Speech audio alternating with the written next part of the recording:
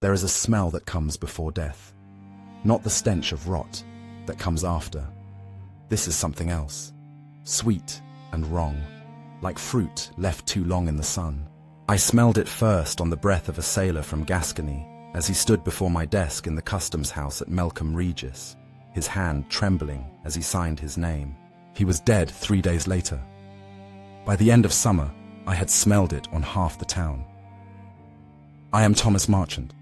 I was 19 years old in the year of our Lord 1348, junior clerk to the port reeve of Melcombe. My duty was simple: record every ship that entered our harbour, tally every barrel of wine, every bale of wool, every measure of salt. I wrote in careful letters what arrived and what departed, who paid the king's customs and who still owed. It was dull work, and I thanked God for it. I had no wish for adventure. I wanted only to earn my bread, perhaps marry the tanner's daughter, grow old counting barrels. The sea would bring me none of that. The ship arrived in mid-June, on a morning thick with fog. I heard it before I saw it. The creak of timbers, the splash of oars guiding it through the harbour mouth. We expected it. A merchant vessel from Bordeaux, carrying wine for the king's staple. The war with France had made Gascony precious. We held it still, barely, and its wine flowed through ports like ours to fill English cups. I stood on the quay as the fog lifted, watching the ship emerge like a ghost taking form. She was a broad-beamed cog, her single mast bare, her hull dark with seawater and barnacles. Nothing remarkable. I had seen 100 such ships. The crew moved slowly, their movements heavy as they made her fast to the dock. I counted them, 12 men, perhaps 13. Fewer than I would have expected for a vessel that size. But the pestilence and war had thinned crews everywhere. Men were harder to find, and masters made do with what they had. I walked up the gangplank with my wax tablet and stylus, my leather satchel bumping against my hip. The master met me at the rail, a Gascon named Michel, his face weathered to leather by sun and salt. He spoke English poorly, but we managed. He always managed. 40 barrels, he said, gesturing to the hold. Bordeaux red, for the king's stores at Southampton. I made the notation, asked the standard questions. Date of departure, early May. Ports of call, none. Direct crossing, cargo declared. Wine only, no wool or hides, hidden below. His answers came slowly, and I noticed the sweat on his brow, despite the cool morning. The sea air was sharp, sharp with salt and fish, the usual harbour smells, but underneath, that other smell. Faint, but there, sweet and sick. I thought perhaps a barrel had broken, wine souring in the hold. "Your men look ill," I said, glancing past him. Several sailors sat slumped against the mast, their faces pale and drawn. One coughed wetly, spitting over the side. Michel shrugged. "Long crossing, storms off Brittany. They are tired, nothing more." I noted the crew count, 13 souls, and Michel's name as master. He made his mark, a crude M scratched into the wax. His hand shook. I remember that. The tremor in his fingers, the way he gripped the stylus too hard, as if afraid it might escape him. The unloading began that afternoon. I watched from the customs house window as the dockers rolled barrels down the gangplank, their muscles straining under the weight. The barrels were good Bordeaux oak, iron-bound and solid. Each thudded onto the quay with a sound like a drumbeat. I counted them as they came, 1, 5, 10, 20. The tally matched Michel's declaration. Everything in order, everything as it should be. But the sailors, they moved like men half asleep. One stumbled, fell to his knees on the deck. His fellows hauled him upright, held him steady. I saw his face as they turned him toward the rail, grey as old ashes, eyes fever-bright and unfocused. He was young, perhaps my own age, dark-haired and beardless. He clutched at his groin as they moved him, his face twisted in pain. I thought perhaps he had injured himself in the storms Michel mentioned. A fall, a crushed limb. Such things happened at sea. By evening, all 40 barrels stood on the quay, and the Gascon crew had dispersed into the town. Some went to the alehouse near the fish market. others to the lodging houses that lined the waterfront. Michel himself took a room at the Three Cups, the better inn near St. John's Church. I saw him there that night when I stopped for ale after closing the customs house. He sat alone in the corner, his wine untouched, staring at nothing. The innkeeper's wife whispered to me as she brought my cup. "That Gascon looks half dead already," she said. "Sailors," I replied. "The sea ages them." But I thought of the young sailor clutching his groin, the fever-bright eyes, the sweet sick smell. Something whispered in my mind that this was not the weariness of a hard crossing. Something was wrong. I pushed the thought away. I was a clerk. I recorded what arrived. I did not question it. The next morning, I woke to church bells, not the usual call to morning prayers, but the slow, heavy toll of a death knell. One toll, a pause, another toll. I counted them from my bed in the room I rented above the chandler's shop. 33 tolls. A man in the prime of life then. I wondered who had died. Some merchant perhaps, or a tradesman struck by sudden fever. Death was no stranger. It came and went, taking the old, the weak, the unlucky. I dressed and walked to the customs house, the bells still echoing in the salt air. The quay was already busy. Carts rattled over the cobbles, gulls wheeled and screamed above the fish stalls. Dockers shouted to each other as they loaded wool onto a Bristol-bound vessel. The Gascon ship still lay at her berth, empty now, rocking gently in the tide. I saw no crew aboard her. I settled at my desk, sharpened my quills, opened the great ledger where I recorded each day's business. But before I could write the date, the door crashed open. It was John the docker, a huge man with arms like tree trunks and a face burned red by wind and sun. He stood panting in the doorway, his eyes wide. "One of them Gascons is dead," he said. "The young one, the beardless lad. We found him in the alley behind the Three Cups." I set down my quill. "Dead how?" "Don't know. Just dead. Lying there in his own filth, stiff as wood." His neck. John touched his own throat, his hand trembling. Black. Swelled up like a melon. And the smell, Thomas. God in heaven. The smell. I went to see the body. I do not know why. Perhaps because I had seen the boy alive the day before, had watched him stumble on the deck. Perhaps because some part of me needed to know. The alley was narrow, barely wide enough for a man to walk, wedged between the inn and a fishmonger's shop. The boy lay on his back, his eyes half open and glazed, his mouth slack.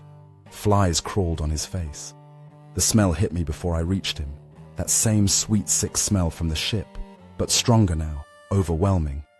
I covered my nose and mouth with my sleeve and forced myself to look.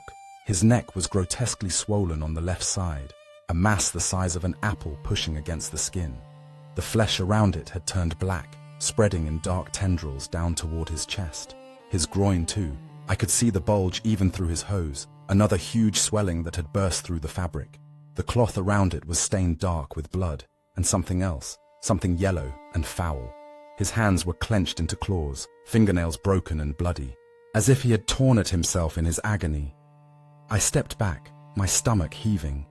I had seen death before, my father's death, my grandmother's, the drowned sailor they pulled from the harbour last winter. But this was different. This was wrong.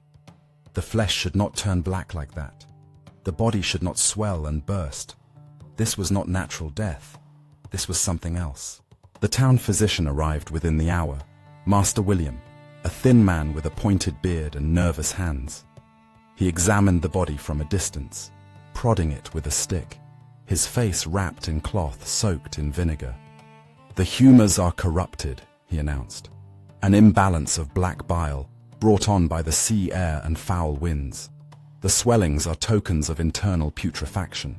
The body rids itself of poison through these eruptions." "Will others sicken?" I asked.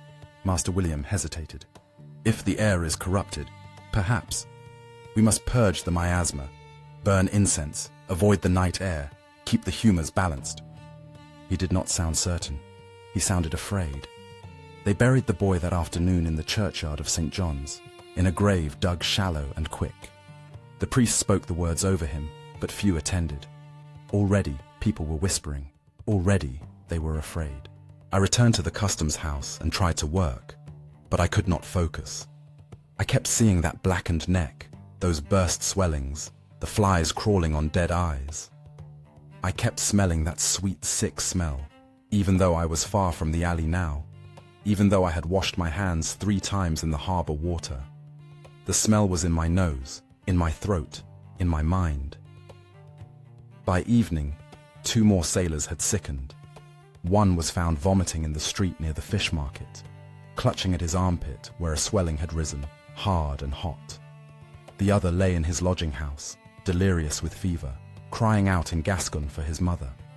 The lodging house keeper barred the door and would let no one in or out.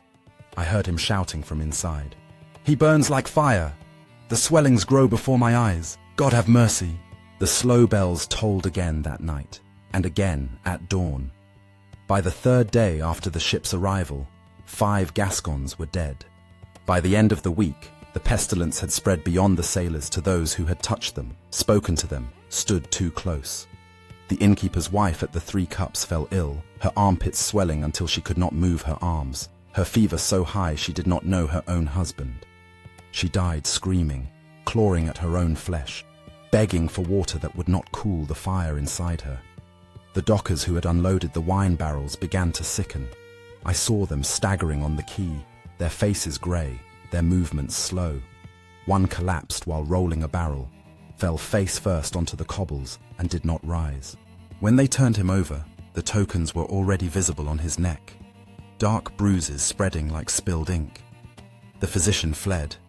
I watched him load his belongings onto a horse and ride east toward Wareham, his face pale with terror.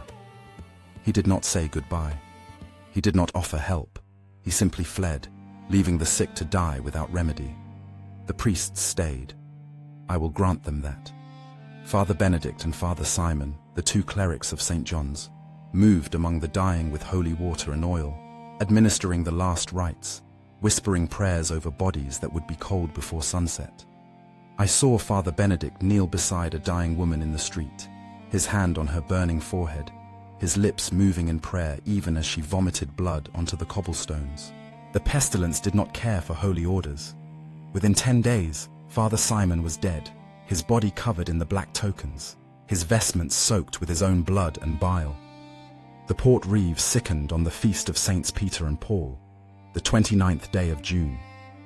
I had served under Master Edmund for 2 years, and I knew him as a careful man, meticulous in his duties, honest in his dealings. He collected the king's customs without favour, kept the peace along the waterfront, settled disputes between merchants with fairness and reason. He was not warm, he did not joke or drink with the men, but he was just. I respected him. When the pestilence came, he did not flee. He stayed at his post, recording the dead as I recorded the ships, as if order could be maintained by proper documentation. We worked together in the customs house, the 2 of us alone now, the other clerks having run or died. We did not speak of the sickness. We simply wrote. Ship arrivals, cargo tallies, death counts. The ledgers piled on the desk between us, ink and wax and careful script, as if these marks could hold back chaos. I noticed his illness before he did. He began to sweat though the day was cool, the sea breeze blowing through the open windows. He wiped his brow with his sleeve, again and again, leaving dark stains on the cloth. His hand trembled as he wrote, the letters growing uneven. "Are you well, Master Edmund?" I asked. "Well enough," he replied, not looking at me. "The heat, nothing more." But there was no heat. I said nothing. What could I say? We both knew what the sweat meant, the tremor, the pallor creeping into his cheeks. We had seen it too many times now. We knew the signs. By evening, he could no longer hold his quill. The fever had him fully, burning through his body like fire through dry wood. He sat in his chair, shaking, his teeth chattering, though sweat poured down his face. I helped him to his home, a narrow house near the church, supported him as he stumbled through the empty streets. The town was silent now. The alehouses stood empty, their doors barred. The market stalls were abandoned, goods rotting in the sun. Rats moved freely through the streets, fat and fearless, feeding on whatever they found. The stench of death hung over everything, not just the sweet sick smell of the pestilence, but the reek of unburied bodies, of waste left in the streets, of decay. Master Edmund's wife met us at the door.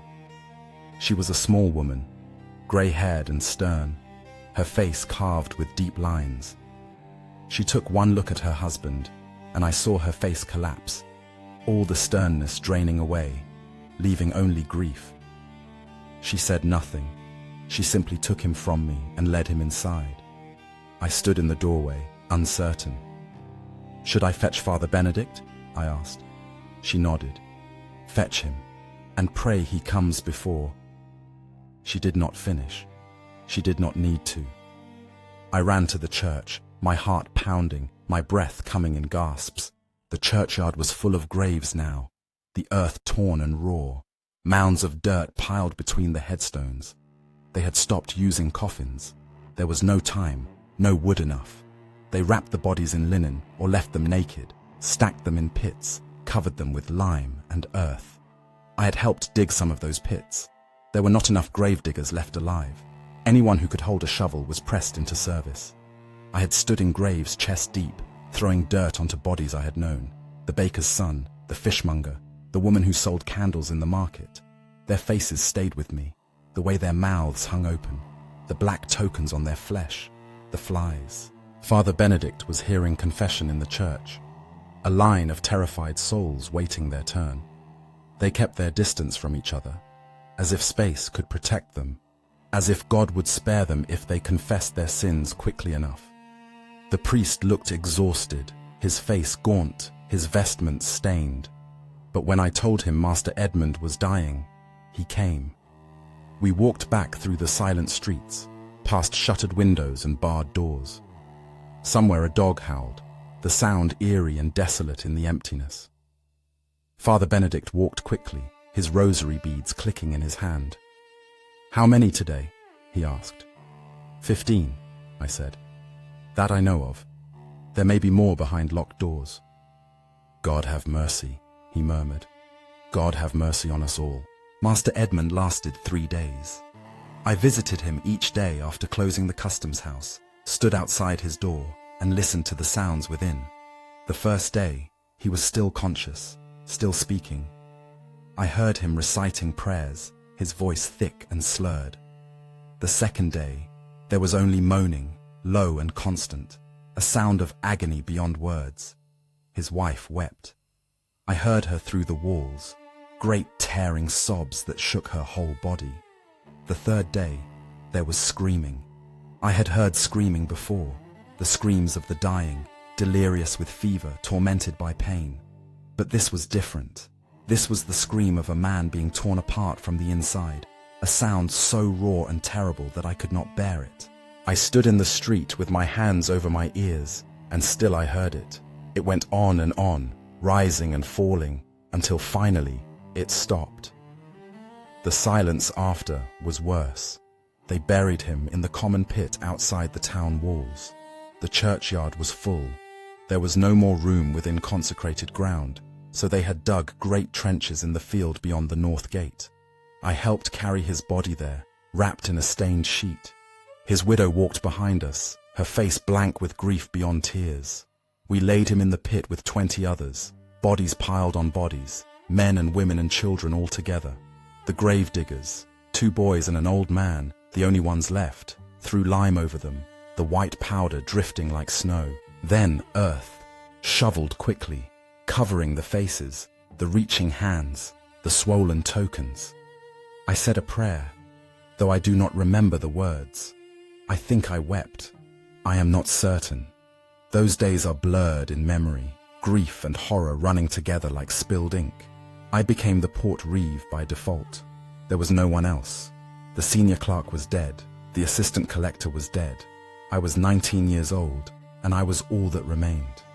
I sat at Master Edmund's desk and tried to maintain order, but there was no order to maintain. No ships arrived now. No merchant would sail to Melcombe knowing what awaited. The harbour stood empty, the quays silent except for the cry of gulls and the slap of water against the pilings. I recorded the dead. That became my only task. Each morning I walked through the town, noting who had died in the night, who had sickened, who still lived. I wrote their names in the ledger with careful script, as if the act of writing could preserve something of them, as if ink on parchment could stand against oblivion. John Carpenter died 3rd of July. Alice Weaver died 3rd of July. Thomas Baker and his wife Joan died 4th of July. Their daughter Mary died 5th of July. The names filled page after page. Some days I could barely hold the quill. My hand ached from writing. My eyes burned from tears I could not shed. I became numb to it. The 100th death meant less than the first. They were just names now, just tally marks in my ledger. I hated myself for that numbness, but I could not help it. I could not grieve for everyone. I could not weep for each loss. I would have drowned in tears. In mid-July, the pestilence reached its height. I walked through streets of the dead. Doors stood open, homes abandoned. In some houses, I found whole families, mother, father, children, lying together in their beds, the tokens black on their flesh, the smell so thick I could taste it. In others, a single body, forgotten, rotting in the summer heat. The flies were everywhere, great black clouds of them, buzzing and crawling, laying their eggs in the wounds, the mouths, the eyes. I wrapped my face in cloth soaked in vinegar, but it did little. The stench crept through everything. I stopped eating. Food tasted of death. Water tasted of death. Everything tasted of death. The carts came through each morning, pulled by whoever could still walk. "Bring out your dead," they called, but there was rarely need. The dead were already in the streets, dragged from their homes and left for collection. We piled them in the carts like cordwood, arms and legs tangling together, heads lolling, mouths open in final screams. When the carts were full, we hauled them to the pits. Sometimes we ran out of lime. Sometimes we just threw earth over them and hurried away, unable to bear it any longer. I remember one day, I do not remember which day, they all blurred together, when we buried 100 souls in a single pit. 100 human beings, reduced to a mass grave, unmarked, unmourned. Father Benedict spoke the prayers over them, his voice hoarse and breaking. In paradisum, deducant te angeli. May the angels lead you into paradise. I wondered if there were angels enough for so many dead. I wondered if God watched, if he cared, if this was punishment, or simply the way of things. I had no answers.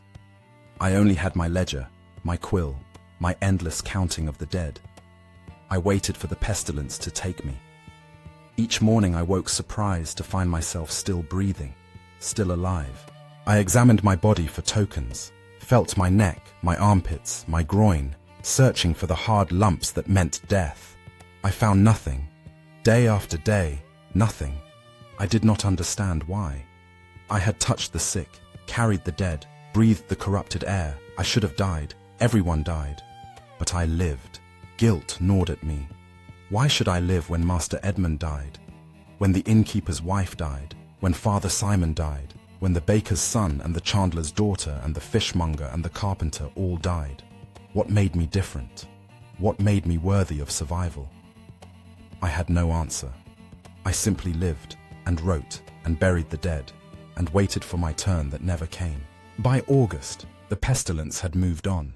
Not ended, never ended. I think it will never truly end, but moved, spreading inland like water soaking into cloth.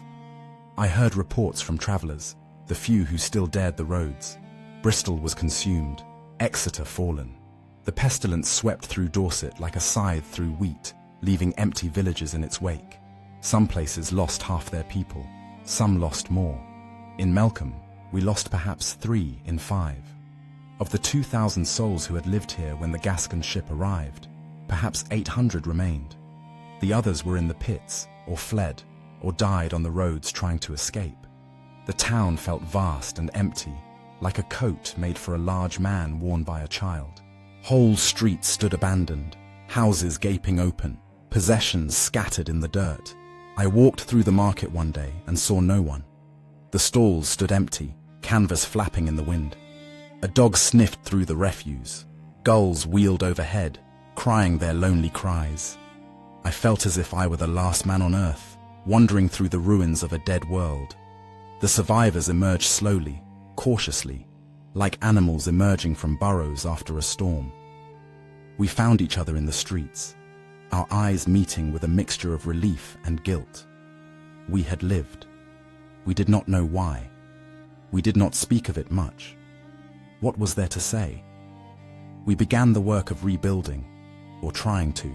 But how do you rebuild when the workers are dead?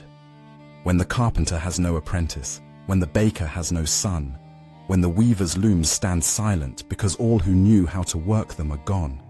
We did what we could. We cleared the streets of refuse, buried the last of the dead, opened the market again. Trade resumed, slowly. Ships began to arrive, carefully, fearfully, the crews watching for signs of sickness before they would dock. I sat in the customs house and recorded their arrivals, just as I had before, but the ledger was different now. Whole pages were filled with death counts, not cargo tallies. The names of the dead outnumbered the living. I could not bear to look at those pages for long. In September, a new port reeve arrived, sent by the King's officers in London. His name was Richard Ashby, a hard-faced man from Southampton who had survived the pestilence there.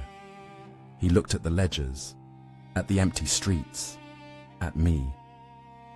"You are young to be serving as reeve," he said. "I am all that remained," I replied. He nodded, understanding in his eyes.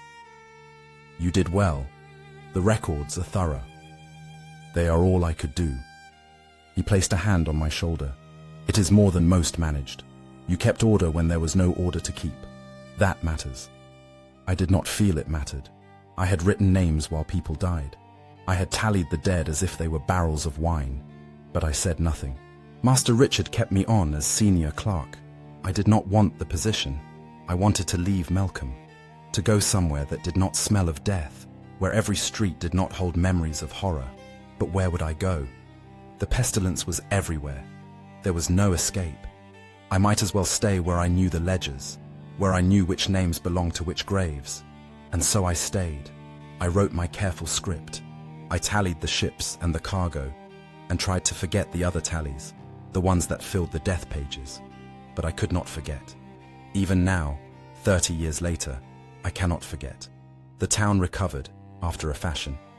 New people came to fill the empty houses, younger sons seeking opportunity, craftsmen from villages where there was no work, even a few foreigners. The Gascon ship never returned. I heard later that she had sunk in a storm off Cornwall, her crew already dead of the pestilence, her holds full of wine that no one would ever drink. Perhaps it was fitting. She had brought death to us. The sea took her in turn. The pestilence changed everything. The great lords found they could no longer command labor as they once had. Too many workers were dead. Those who remained demanded higher wages, better conditions. The king tried to fix wages by law, the statute of laborers they called it, but it could not hold. The world had shifted. The old certainties were gone. Serfs left their manors, seeking better terms. Craftsmen demanded payment that would have been unthinkable before. The bonds that had held society together for centuries loosened, frayed, broke. I do not know if this was good or ill. I only know that nothing was the same after. I married eventually, not the tanner's daughter. She died in July, one of the early victims, but a woman named Margaret, whose husband and children had died, and who needed someone as much as I did. We did not speak of love.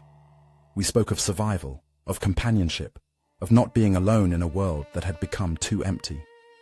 We had children, 3 sons, all of whom lived to manhood, a gift I never took for granted.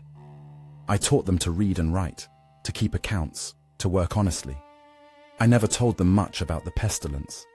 What could I say that they would understand? How could I describe that sweet, sick smell, those black tokens, the screaming in the night?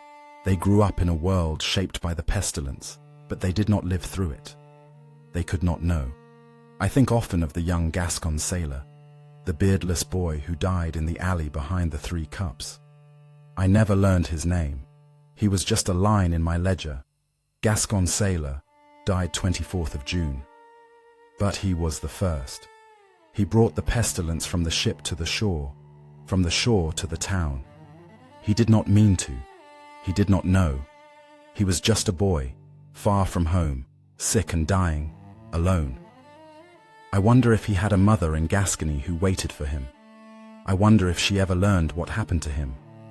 I wonder if she knew that her son carried death to a foreign shore, that his body was the seed from which a harvest of corpses grew.